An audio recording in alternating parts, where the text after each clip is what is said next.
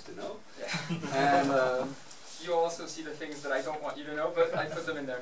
yes, so that's very nice. And you can ask questions afterwards, I think. Probably not in between, if you want to. You can still interrupt me if you have any specific questions that need answering.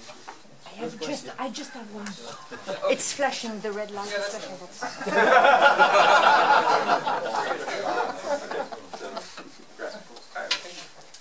So today I want to talk about the 33x33x33. It's a record that I wanted to break for a while, and it's a record that I broke on the 2nd of December 2017.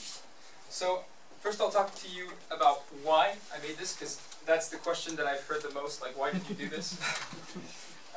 The 3D design phase, so how it works, how I made it function, and then the prototyping phase, so that's once I got the parts. Yeah, that's nice. Once I got the parts... Not for me. Not for me. No, it's fine, it's fine. Once I got the parts, how I managed to make the prototype, how I assembled it, how I stickered it, etc. And the final result. So, first of all, why?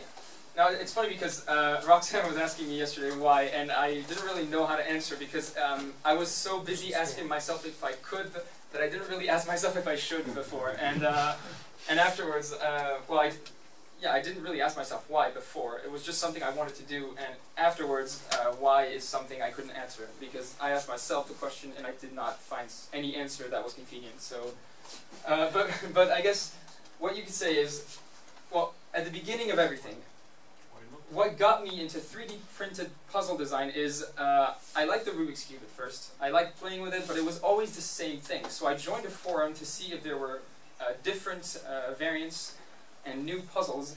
And the month that I joined the forum, these puzzles were created in the same month. So there was the Petaminx, the 2x5x5, the Radiolarian. So these were made by Ola Jansson, Andrew Cormier, there was Jason Smith, and there were so many incredible puzzles that I wanted to be part of that. I wanted to create new puzzles so that I could have new puzzles to solve. And so that's what got me into the designing aspect of 3D printed puzzles. Now, why did I want to break a record? Well, as a child, I always read the Guinness Book of Records, and it was mesmerizing to me how people really went out of their way to create new achievements. And it's not really the fact that I could break a record that made me want to break it. It's the fact that I could inspire people to break their own records later on. It's really the fact that the more we go further and further, you know, it's what really convinces people that there's always more to be done, and that's what made me want to break that record. Now, why 33x33? Because it's, well, first of all, personally, I like the round numbers with regular numbers like 3, 3, 3, 3, and stuff like that. Plus, the 3x3 is the original Rubik's Cube, and so that was nice. But why specifically 33x33? Well, that's why. I'm sure it's very clear. No, so there's something called the binary mechanism, where, well, first you have the 3x3, that's the red puzzle. So you have a center, and you have two edges. Now, binary means that between each layer, you're going to include a new layer. So you have the 3x3, and then you add one layer in between each. And that gives you 1, 2, 3, 4, 5. You have a 5x5. Then you add another layer between each existing layer. You get 1, 2, 3, 4, 5, 6, 7, 8, 9. If you add another one, you get 17. And if I'm not mistaken, that was one of the reasons Oscar chose to go with 17 at the first time. And if you add another layer between each, you get 33x33. Which means I had the possibility of choosing whichever mechanism I wanted, including the binary mechanism. So now, how does it function? I'm going to go back to the basis of puzzle design. So a simple puzzle works with planes with a perpendicular, that's the simplest version of the 3x3. One plane, that's the cut that you can see on the outside, a perpendicular line which is going to serve as a hook right there, and you go back to the origin. And what you get is this piece right there that can obviously turn because it's been revolved around the axis. and it can only move like a regular Rubik's Cube. It can't be pushed away. It's just a pure revolution. And if you intersect multiple of these, you put one on each face, you get this. And if you look at the cut, the straight cut of this, you can see the first line, the first drawing, and the second one. And this is why this part is stuck between these two parts. And these two parts are stuck because they're screwed inside the core. And that's how a Rubik's Cube works. Now, there's another way you can make a mechanism. Instead of using a perpendicular line, you can use part of a sphere. These are the parts that were created using a perpendicular line. I'm going to use this, it's going to be better. And this is what you get when you use a sphere. And you see the results are different. On this one right here, you have some very complex shapes in the sense that you have edges that don't have to be there, and on the corner as well. Here, it's the same thing. And since it's spherical, you can actually superpose multiple spheres, and that's how you can make a mechanism that is more complex than the regular 3x3. By superposing multiple layers, you can get 5x5s, you can get puzzles with different mechanisms superposed one on top of the other. And that's how you make a higher order cube. Now let's move on to the mechanism of the 33x33. Now, the first part is binary, as I showed earlier. So you've got the 3x3, which is red. You insert a piece between the two red pieces, that's the blue one. Then you insert other pieces in between each existing piece, and that's the core, and it's a 9x9. The binary, it's 3, 5, 9, 17, 33. I stopped at 9. And after 9, I chose a zigzag mechanism. So this is one part of the 9x9. This is the other part of the 9x9. And between this, I have a zigzag from right to left with one hook going to the right on the first part of the 9x9 and one going to the left on the second part. So you can see that every single part has a very large mechanism, so it's very likely that it won't pop. And for now, I haven't had many issues with that. So this is how it works. Now, to make it clearer, I want to show you two examples of parts. This one, for example, it's made up of this cut here, which is a part of the zigzag mechanism, and this one, which is a part of the 9x9. If you look at this one coming from that side, you can see the first hook and the second hook right there. And on this side, you see the intersection, which is this shape. For that part, you see this mechanism with one hook on that side, and it goes all the way down to here. And you see this one, and that's the reason why it goes all the way down to here, because it can't go further than that. And you see the intersection of these two shapes give you that shape. So every single piece inside 33x33 is different, and very easily recognizable, which makes sorting much easier. I sorted parts for 80 hours, so I can tell you, it's a big difference. So once the design is done, you have to export files individually. That means that all these files, I had to do a very simple process. I deleted everything except one part, saved it, and started again 260 times. That was why the design phase took 25 hours. It was 19 hours of exports. Thank God I had TV series on the side of my screen. So and then after that's done, you have to 3D print it. So I used a specific technique to sort the parts. It's to stack them, I stacked different layers. And for me, layers are not layers like this, but layers from the outside going inwards. So this is layer 17. Then you have layer 16, 15, 14, 13, 12, 11, 10. This is layer 9. And that way the parts were already pre-sorted, so it was much easier, and it still took 80 hours. So imagine if I hadn't done that. And so sorting was essentially checking that there were 24 of each parts, and that was just a nightmare. 80 hours of just counting parts and making sure there were 24 of each. And sometimes there were parts that were fused, and I had to reprint them. So that's 260 parts I had to reprint. Out of 6,000, that's pretty reasonable when you think of it. And then I had to dye them. So that's 10 hours of dyeing little boxes with citric acid and other nasty chemicals, so my apartment smelled terribly after that, and my head was spinning like crazy. Not as well as the 33x33. And once that was done, I could finally start assembling it. I said that there was a binary mechanism up to 9x9. That means the inner 9x9 was a puzzle itself. It could be assembled without the rest. And that's how I started the assembly. So as you can see, that was the beginning, and that is once the 9x9 was assembled. This is what it looked like. So it was pretty frightening when I saw this, and I was like, okay, I have to do this, I'm almost there, but this is what I saw, and just turning it, or seeing it turn was very frightening because I thought it was probably going to pop. It wasn't stable at that point because I didn't have all the pieces inside. It was scary. So then I assembled the 17th layer. That was the outside layer, and once that was assembled, it felt much more stable, and all I had to do was assemble the 6 faces of the 33x33. So first I stickered them, because it was easier to sticker them before assembling them, and once that was done, stickering is still 30 hours, so it's still quite painful to do, especially considering I put a thin layer of super glue over the stickers to seal them on. So 18 hours of super gluing with fumes, you know, it's something. It's an experience of a lifetime that I'm not going to try again. And so as I said, you know, I said different layers going from the outside inwards. Well, that's how I assembled it, with the 17th layer going down 16, 15, 14, 13, 12, going all the way down to 1.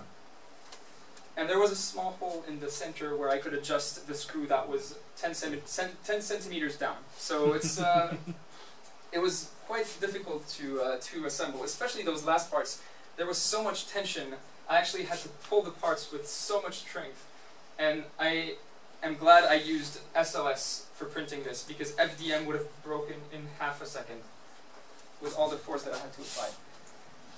Now, the final step was breaking it in, and it was so tight, and there was so much friction that I had to use straps to hold the parts together and really push them with all my strength and try to get this thing to turn. And I had to break that in. It took about 5 minutes per layer with 99 layers, so believe me, my arms were burning at the end.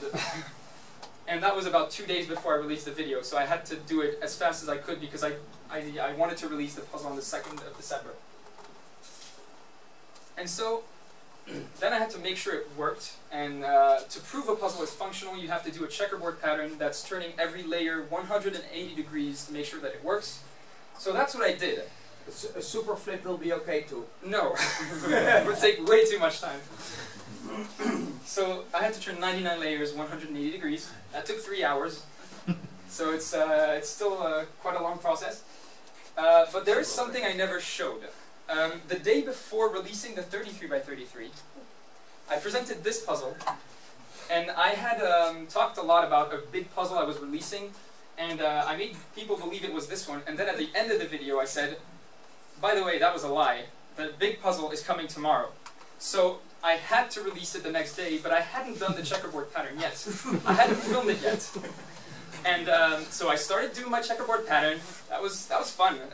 It took me 3 hours, and at the last move, something happened. And I did say I had to release the puzzle the next day. So this is what happened. I just have to, okay, sorry, just have to deactivate the pointer.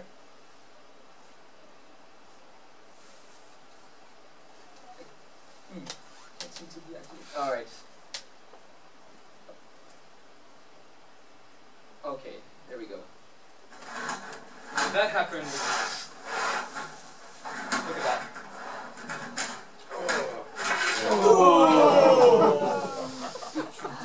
Been there, done that. Yeah. Did you turn the sound up on purpose? Was there Sorry? something you said I didn't. that we shouldn't hear? No, I didn't sound. I didn't turn the sound off. I just paused the video, but yeah, that happened at the last turn, and I had said I was releasing the video the next day. So I was extremely stressed out. The thing that happened is there was a center that was so tight, because there are so many parts to keep in place, that the screw actually followed the center. and got screwed even more, and the center got stuck 45 degrees.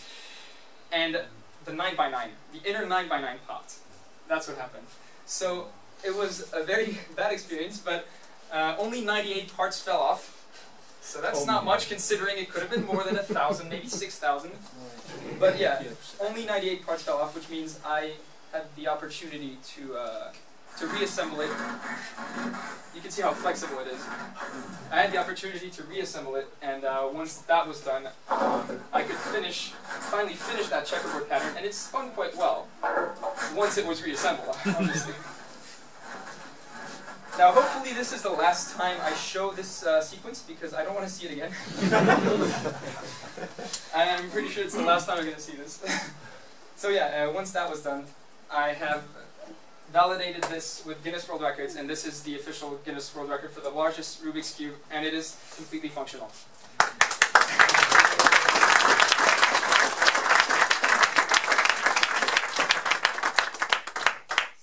Much for coming to the conference. If you have any questions, you can ask me anything.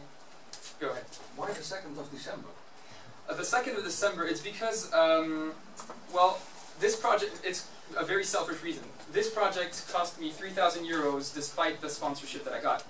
In December, ad rates are double on YouTube. I was just hoping to not have to lose so much money off of this. It was a very selfish reason. Yeah.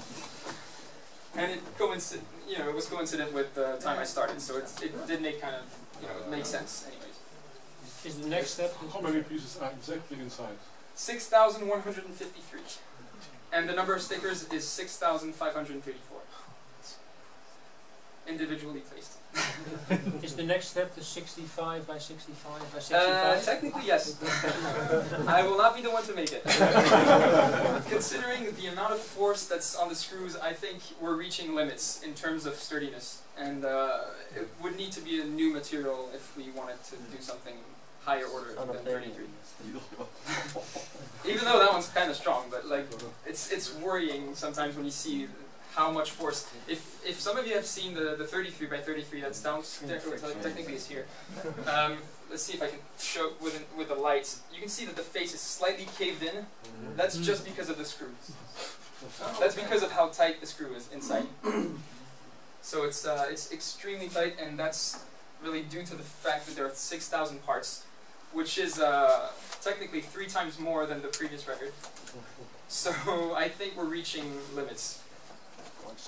If you would have made the dimensions somewhat larger, would it have been easier to make this puzzle?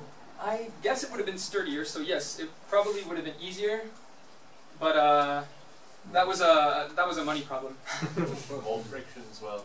More friction as well, that's true. So I would have needed bigger straps, and probably a machine to handle that. Where's your diploma? Sorry? Where's your diploma from Guinness? It's at home. It's on my wall. I didn't bring it. What is the weight of the puzzle? 157 kilograms. So it's a bit more than 3 kilograms. Half the weight of my cat.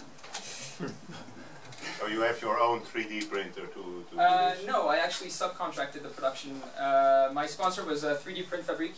It's based in the Netherlands, so right here. And they gave me a 60% discount, which is why it was only 3,000 euros. Did you put that lube stuff all over it? I used 3 complete bottles of Oliver's lube. So, yeah. Is it possible to change the design so that all the squares have the same size? No, actually, when you turn the top face, I think it's going to be easier if I show you on the original copy. Is it possible to turn the lights back on, please? Alright. I don't know if you'll see this, but here, the corner is barely holding on. If this layer was the same size as the other ones, the corner would be right here. And therefore, it wouldn't be able to have a mechanism keeping it inside the puzzle. Here, there's a corner stock that's going from right there to the inside, and that's only because the square is big enough to reach the face. So it wouldn't be possible to make a proportional puzzle over 5 by 5, which is why the 6 by 6 is slightly misproportional, and the 7 by 7 as well. And all the puzzles over that are either pillowed or disproportionate. How Yes. big is When do you think this puzzle is going to be mass produced? 6 years from now.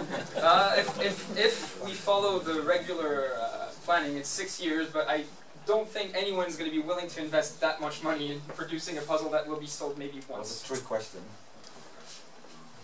You never know. You never know, that's true. How thick is the stick on the corner puzzles?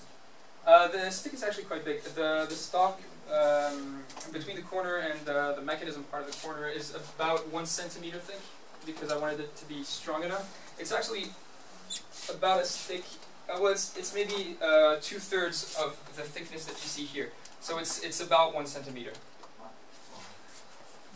It's just a rod, just a 3-sided rod, just like you would see on the regular 3x3, the stems that you see. Same thing, but slightly bigger. And sufficiently resistant, I guess. I wouldn't have made it smaller. Any questions left? Yes. It's possible to think of a mechanism where the corners are held in place by the edges, so you might be able to make them. If you put rails on the edges, it would work, but the rails would be visible in midterm, so it's not really a mechanism that I would enjoy seeing visually, which is why I chose the classic mechanism. Any other questions? Does it have corners? Maybe a little bit, but I think the 16th layer might sort of cave in if you try to cut corners, so I'd say this is not a good idea. I think it cuts heads if you want.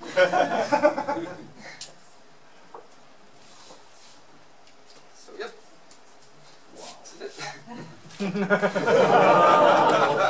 That's only one time you see that. Can you stand on it? Can I stand on it? I'm not going to try it. I probably could. It's quite sturdy. I mean, on the 17 by 17 layer, it's this layer right here is extremely sturdy. You could really hit it. So I guess I could. I still don't want to try. I'm still trying to preserve my sanity.